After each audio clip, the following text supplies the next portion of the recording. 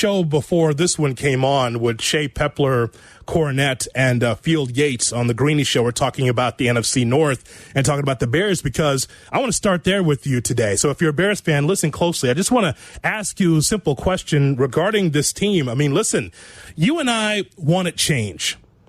Divorce is imminent in sports, right? You don't get the Cal Ripken Jr.'s or the Tony Gwynn's or whatever NFL equivalent is there in which that particular player played for his entire career. You just don't get that anymore because of freedom of movement, because of free agency. Sometimes you know that the divorce is going to happen between a player and an organization. We want to change, and so we got it. No more Nagy, no more Pace coming into this Bears season. So what's your biggest concern with this upcoming season when it comes to the Bears? Because training camp for the Bears in the NFL is right around the corner, and you know it's not going to be pretty. I'm not going to stand here and tell you that this is going to be an easy watch, but at least we'll be able to watch the Bears in the NFL again. So here's what I'm looking forward to this upcoming season with the Bears. Number one, I think for everyone's number one is Justin Fields. Without Nagy, without Andy Dalton breathing over his shoulder, it's Fields' job, number one. It's the Justin show. Everything that we've heard about this offseason is that Justin Fields is honest with himself and his teammates. This offense isn't ready for game one yet against San Francisco. Justin said as much. He says, we are not necessarily ready to start the season because it's all new. I went to Sports Illustrated, SI.com, and I found Gene Chamberlain. He covers the Bears and made some good points about number one. Check this out. So Fields started 10 games, and over the last 5 starts, he made great strides. He had a passer rating of 84, had over 1,000 yards as far as passing, 60% accuracy for those 5 starts. He had 5 touchdown passes to just 4 interceptions. Then he averaged a rock-solid 7 yards per pass attempt. Not bad, right? His rushing yardage improved as a result.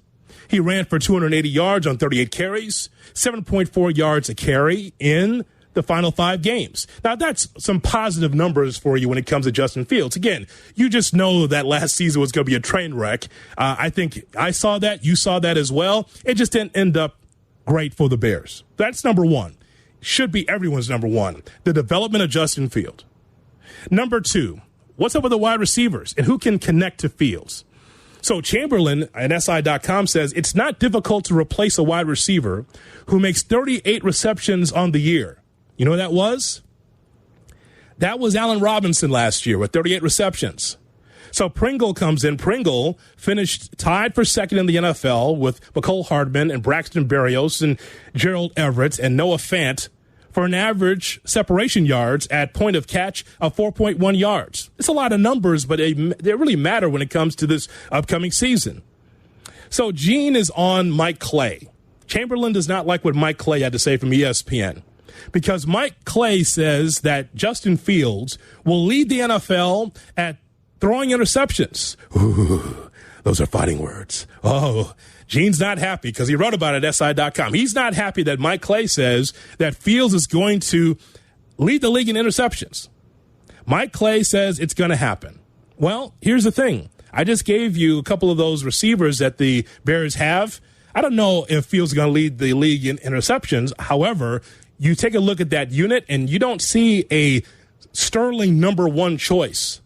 As much as I like Darnell Mooney, I think we know that Darnell Mooney on a really good team, third receiver, develops into a number 2 receiver. I think that's his ceiling.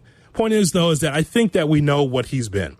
Jay Hood in for Carmen Yurko on ESPN 1000 and streaming on the ESPN Chicago app. Number 3 is the tight end position in Cole Kmet. Just like it's easy for a lot of quarterbacks, if you don't have the big arm, you can at least connect to a tight end. And I think one of the bigger conundrums on this football team is what happens at the tight end spot? Cole Kmet. The question is, who is he? If he made a leap to 60 catches last season, he should be able to make a bigger one by being a bigger red zone receiver. There's no Jimmy Graham in his way.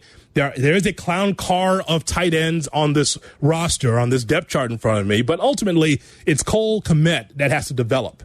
I do not want to tell you in July that he's a bust. I don't want to do that. However, the fanfare for Cole Kmet is that he was supposed to be a difference maker.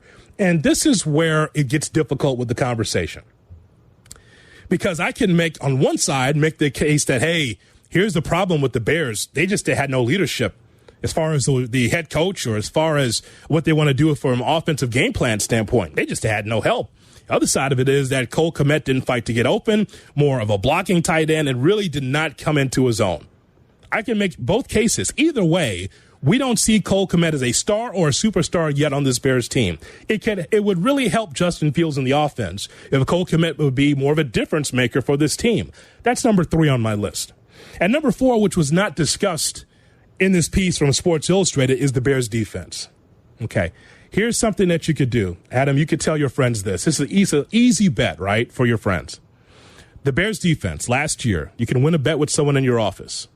Ask them, what was the ranking for the Bears last season? Just ask them. Ask your friends, hey, what was the ranking for the Bears last season as far as defense?